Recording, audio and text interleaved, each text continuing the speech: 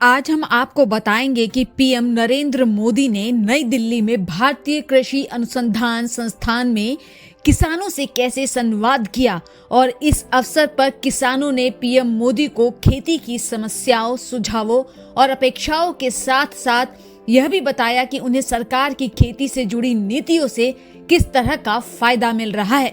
तो शुरुआत करते हैं जम्मू कश्मीर के युवा किसान से, जो पीएम मोदी को बता रहे हैं कि कैसे प्रधानमंत्री मत्स्य संपदा योजना से उनके व्यापार को नई उड़ान मिली। प्रधानमंत्री मत्स्य संपदा योजना से मिली पहचान। मैं कश्मीर से आ रहा हूँ। मैंने एक प्रोग्राम के जरिए आपकी स्कीम के बारे में सुना, PMMSY, तो वहाँ पे जाके मैं उससे मशगूल हुआ, तो मैंने ये कल्चर स्टार्ट किया 3 रेशे से। मेरे अभी 14 एम्प्लॉयज़ है, 14 एम्प्लॉयज़ है और 15 लाख का मेरा मुनाफा हो रहा है साल भर का।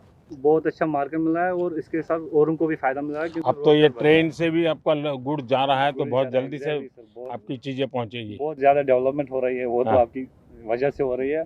और मुझे नहीं लग रहा कि ये सब चीज़ें किसी और प्राइम मिनिस्टर की वजह से नहीं, जम्मू कश्मीर के नौजवानों में बहुत ताकत है भाई। कश्मीर में आपकी दौरान, आपकी हुकूमत के दौरान, गवर्नमेंट के दौरान हुई है। मैं नहीं चाह रहा हूँ कि और वजह से भी हो सकती है। अब आपको मिलाते हैं महिला किसान से, जो बता रही हैं कैसे पीएम किसान सम्मान निधि योजना उनके लिए वरदान बनी। सुनिए इस योजना के माध्यम से महिलाएं कैसे अपने हौसले और आत्मनिर्भरता को दे रही नई पहचान। पीएम किसान सम्मान निधि योजना बनी वरदान। मैं एक समूह से जुड़ी हुई महिला हूँ।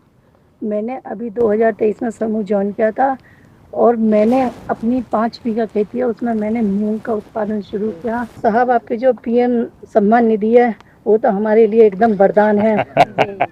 बहुत बड़ा वरदान है हमारे लिए। जो किस्तों में आते वो आप जो हमें आपसे जो 6000 साल का मिलता है, हमें उससे बहुत आसानी हो जाती है। जैसे कि समय समय पर हम उससे अपनी बीज लेना, जुताई कराना खेत का, वो तो हमारे लिए एक बहुत ही बड़ा वरदान है।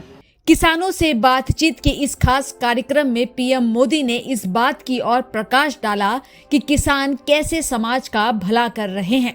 किसान कर रहे समाज का भला, पीएम मोदी। जो शाकाहारी लोग हैं उन लोगों को तो दलहन से ही प्रोटीन मिलता है। तो ऐसी स्थिति में आपको लगता है कि जब आप दलहन करते हैं तब सिर्फ अपने जेब भरते, ऐसा नहीं, आप समाज का भी बहुत बड़ा भला करते हैं। पीएम मोदी ने किसानों को एक बेहद फायदेमंद उपाय बताया कि कैसे जमीन के चारों ओर मिट्टी बनाने के बजाय खेतों की मेड़ों पर सौर पैनल लगाएं।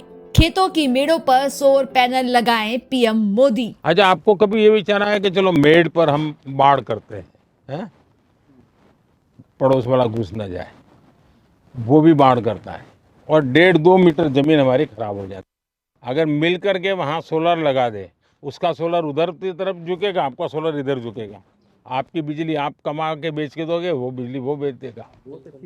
हाँ, ये दिशा में जाना चाहिए। अब सरकार पैसे देती है इसके लिए, उसी दिशा में जाना चाहिए। अब जरा इस वीडियो को ध्यान से देखिए। किसान बता रहा है कि उन्होंने 4 साल पहले चने की खेती शुरू की थी और वर्तमान में उन्हें 1 एकड़ जमीन से 10 क्विंटल उपज मिल रही है। चने की खेती से जबरदस्त कमाई। मैंने काबली चना बोने से खेती शुरू की जी। तो पहले कितने साल पहले किया आपने? 4 साल हो गए जी। अब 10 क्विंटल प्रति एकड़ से पैदावार मिलती है मेरे को काबली चना की। कुछ तो क्रॉप ऐसा है कि जिसके बीच में भी डाल दे तो भी दलहन होता है। हाँ, तो एक अतिरिक्त कमाई होती है, थोड़ी मेहनत पड़ती है। तो और भी किसानों को लगता है कि हम भी दलहन की तरफ चलें, अपनी जमीन फिर से जिंदा हो जाएगी। हाँ, लगे हैं जी, ऐसा सोचते हैं। मैं ये बताता हूँ किसानों को कि भी हम दलहन की फसल चना की बोएंगे तो हमें ये फसल तो मिले ही, और अगली फसल के लिए भी चना हमारी जमीन में या अन्य दालों वाली फसलें कोई भी और हमें हमारी जमीन में नाइट्रोजन छोड़ती है, तो अगली फसल भी अच्छी होती है। जिस लगन से पीएम मोदी किसानों की सफलता की कहानी सुन रहे हैं, उसी तत्परता से पीएम ने किसानों को खेती के तरीके के सुझाव भी दिए। किसानों के लिए पीएम मोदी के सुझाव। एक काम आप किसान मदद कर सकते हैं। जय मान लीजिए किसी के पास 4 बीघा जमीन है, आप उसको एकदम को उसको प्राकृतिक खेती कहोगे तो हिम्मत ही नहीं करेगा, भाई भूखा मर जाऊंगा। लेकिन उसको ये कहेगा भाई ठीक है, हमारी बात मत मानो, इसके 4 टुकड़े कर दो, एक बीघा में हम जो कहते वो करो, 3 में तुम जो करते थे वही करो, सही है। 2 साल तक हमारे साथ चलो, तो उसको सफलता मिलेगी।